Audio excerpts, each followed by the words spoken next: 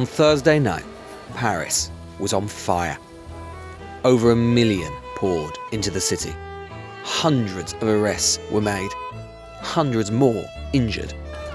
On Thursday night, anarchy reigned in the City of Lights. This is the story of why France is being gripped by the worst civil unrest for years, and how it can be that the thing both sides believe to be at stake is French democracy itself.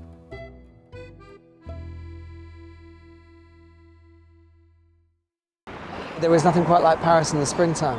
Winter's finally over, sun's out, temperatures rising, gorgeous Haussmann-esque buildings.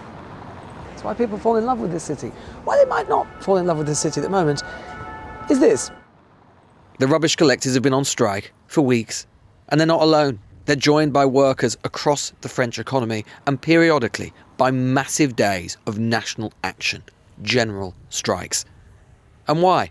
Because France's President, Emmanuel Macron, wants to increase the age at which a French citizen can receive a full state pension from 62 to 64. He argues that with a rapidly ageing population, the fund as it stands will eventually become insolvent. But it's not just what, but how Macron is doing it, by forcing it through the French Parliament without their approval, using Section 49.3 of the Constitution. That has poured petrol on already white heat, because now this isn't just a battle about pensions, about the French social contract, the French way of life, but about French democracy.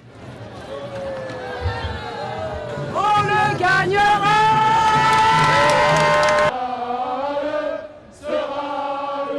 What made you want to come out today? In democracy, it is for that all the students and other people are here for show to Macron what is bad, very bad for the democracy, like the 49.3. French democracy is on the line. Yes, it's in danger. The street says this is Macron reborn as a Bourbon king, Louis XIV, a despot. Macron, for his part, says that some of these people are themselves betraying democracy, attempting to circumvent his mandate. He compares some of them, even, to the January 6th insurrectionists. Despite what he says, perhaps because of what he says, how he says it, the numbers swell and swell and swell. We've just actually cut down the back street in the hope, because we're supposed to be going to meet someone to interview them, in the hope that in the street parallel, adjacent to it, we'll be able to get there a bit faster, but there is absolutely zero hope of that, because such is the number of people just spilling onto, well, it seems like every adjacent street.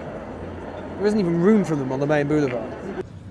It's said over 1 million were in Paris alone. One trade union said 3.5 million were on the streets across France. 70% of French voters are against what Macron is doing, and the younger they are, the more likely they are to oppose. We need to do this because it's for our future. Because if we don't do this, we will work until we die. Until we die. If we let him do this, he will do again and again and again and again. He will do just more and more and more. What do you think of Macron? We can say that on TV. Yes, you can. No, Tell us. Come on. Well, just give us the clean version. Macron is a man who do what he wants when he wants. We are in democracy in France, and he acts like he is a king here. And this is creating a very unusual, very combustible situation, where the battle increasingly is between workers who oppose this and retirees, Macron's base, who are more likely to support. And this, in turn, is a very big, very substantial opportunity for someone who has been lurking in Macron's shadow, in the Fifth Republic's shadow, for a long time.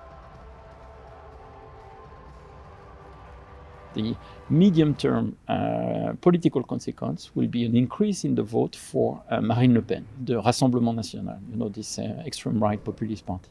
And the reasons are basically four. One is that those who will be the most impacted are the lower middle class, which are typical voters of the populist radical right parties. Think of who voted more for Brexit than anybody else is exactly the same, what Theresa May called just about managing. So this is the kind of people. And they will be hit hard by this reform in the coming months. And the resentment is based on, I'm given order, nobody listened to me and nobody acknowledged my contribution to the production. So I feel excluded. Populist rhetoric is they don't care of us, right? And clearly trying to force this reform, to pass it by force, despite demonstration, despite opinion polls, despite the unity of trade unions, is a sign of, I despise you, I don't care. This feeds populism. So this could be a tremendous crisis for the Fifth Republic. For the Fifth Republic, but for Europe. Having, after Italy, having France turning into populist, radical right, anti-European movements, this will lead to a really big disaster. To some extent, Macron is a victim of his own success. The manner of his first election victory, where he destroyed the old parties of the centre-left and centre-right, has left him with few natural partners. He upended French politics as a new entrant to the political marketplace. He shattered the old order, but he hasn't really been able to forge a new one, or at least not one which is stable. And as French politics has become more extreme as a result, more polarised, violence has loomed that little bit larger.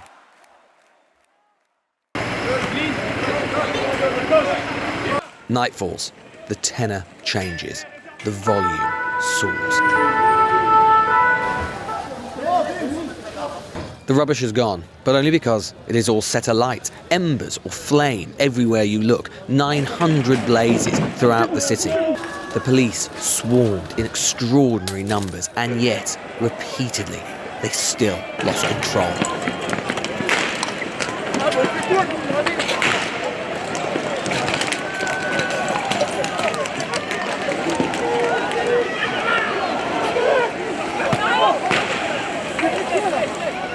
The French Interior Minister took to the airwaves as the riots cascade throughout the capital to say far-left elements have infiltrated the marches, that they had come to kill police.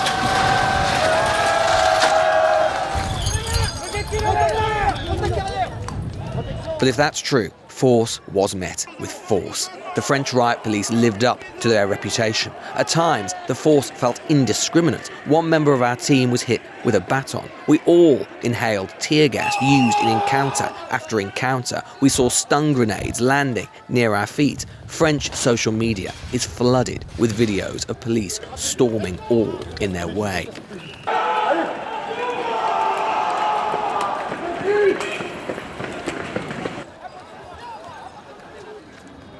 In some of these areas, they're already having to try and start thinking about clearing this away. And we just spoke to a fella who just came up to us and said, who's going to clear this away? It's certainly not going to be Macron. And, he's scared. A lot of people around here are very scared. Their whole neighbourhoods, in some cases, have just been set on fire. And yet he still, although he didn't have total sympathy with the people who've done that, he still had some. He still had some sympathy with the people who set his neighbourhood on fire. Because he said this is about more than pensions. It's about a clash between elite, billionaires, to use his words, and ordinary people, citizens of this city, this country. And that is why this clash is so much bigger than pensions. It is fundamentally a clash of visions, about society, in a society where politics and ideology and those visions are held so much more viscerally than we might be accustomed to in Britain. And that is how you've got to understand this. It is not about pensions. It's about the sort of society this country thinks it might become. This is a country with such a strong sense of itself, with a president to match. This is now a battle of wills between millions and one. You get the sense, one way or the other, that these months may yet ricochet through the years to come, in France, and perhaps even in Europe as well. The Newsagents. This is a Global Player original podcast.